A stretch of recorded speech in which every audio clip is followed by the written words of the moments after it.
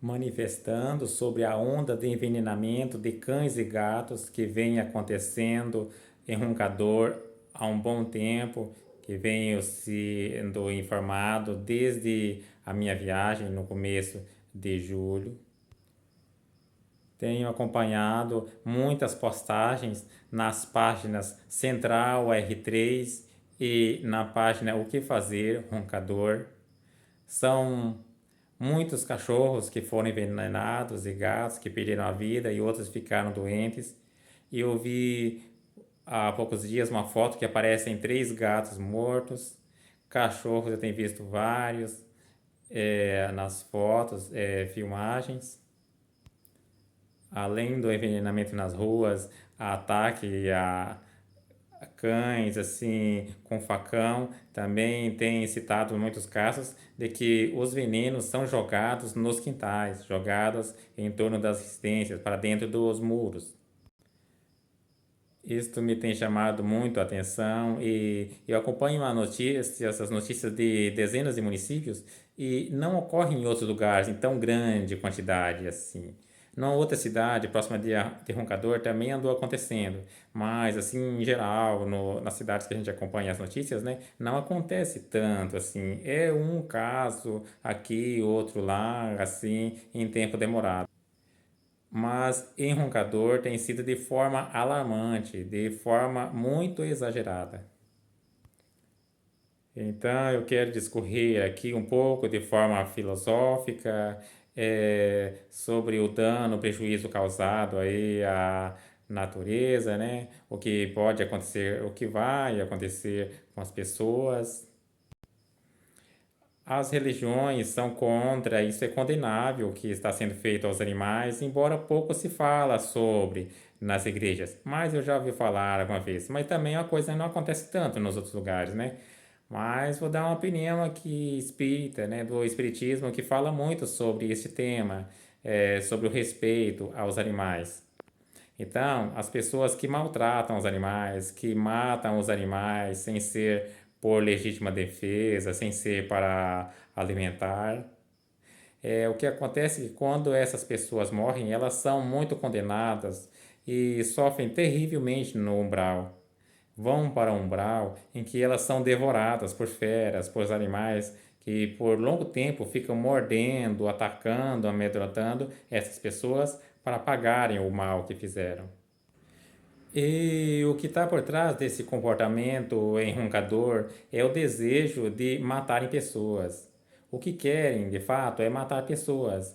E como não podem matar pessoas, aí descontam nos animais.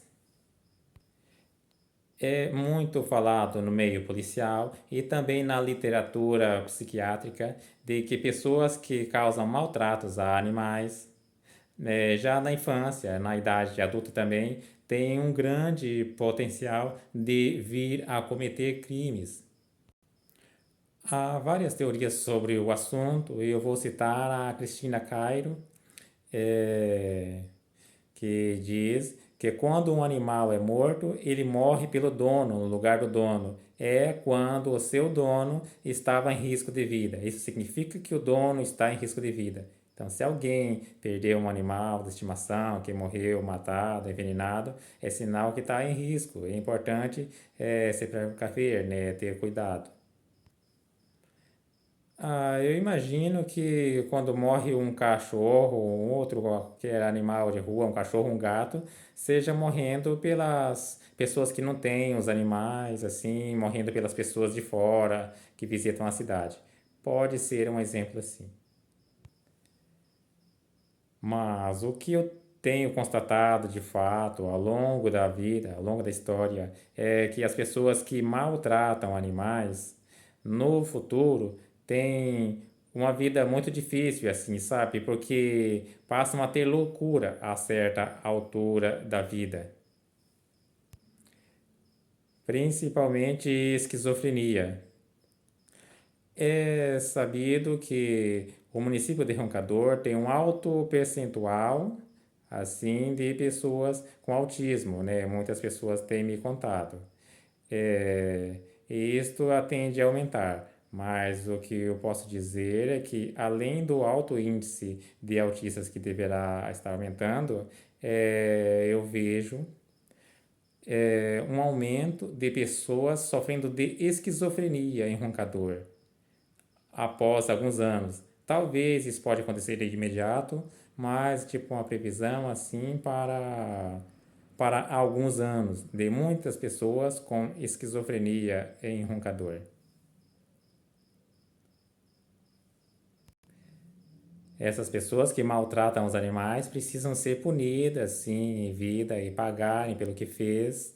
E o que elas pagarem aqui será descontado do que hão de pagar no mundo espiritual, no umbral.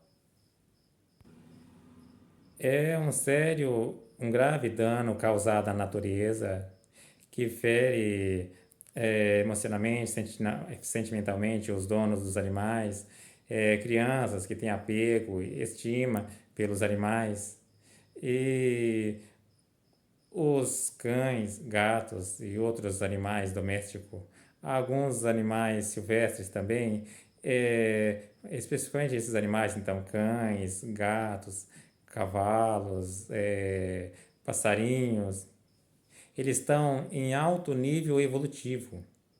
Para quem acredita na reencarnação, sabe que eles faltam assim pouco, menor quantidade de vidas, assim, menos que poderia dizer milhares ou milhões de anos para se tornar ser humano. É aquela hierarquia, né? Primeiro os pequenos animais, grandes animais, reencarna em humano, depois angelical, aquela sequência evolução quase infinita. Então, temos o mundo espiritual superior que está cuidando de nós, e nós éramos para sermos superiores a esses animais devido ao nosso grau de evolução, e temos nosso dever, nossa responsabilidade de proteger, defender e, quando não, ao menos manifestar em relação a esses seres. Tem animais que têm atacado, mordido, perseguido pessoas, e isso sim, de fato. Acontece que esses animais estão sujeitos à atmosfera do lugar, à baixa energia, à baixa vibração que está tendo, né, espiritualmente em Roncador, de grandes violências que tem acontecido aí, né, nas casas, na rua, roubo de comércios, roubo na área rural, e muita violência, caças de arma, né, facão, tantas coisas. Isso polui o ambiente do lugar e acaba manifestando nos animais a rebeldia, esse espírito assim de luta, de violência, mas que neste caso é pegado dos seres humanos. E muitas vezes, em vários lugares, eu vejo os animais representando as pessoas. E olha que os animais representam muito na constelação, sabe? A constelação sistêmica familiar. E os animais são muito sensíveis à representação.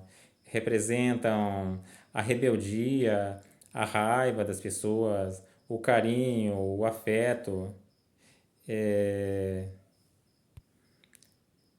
representam também a carência, a sexualidade, a luxúria em relação às pessoas, não necessariamente aos donos. Algumas vezes em relação a outras pessoas que estão por perto, que convivem aos animais, além dos donos, a outras pessoas que estão em convivência com esses animais.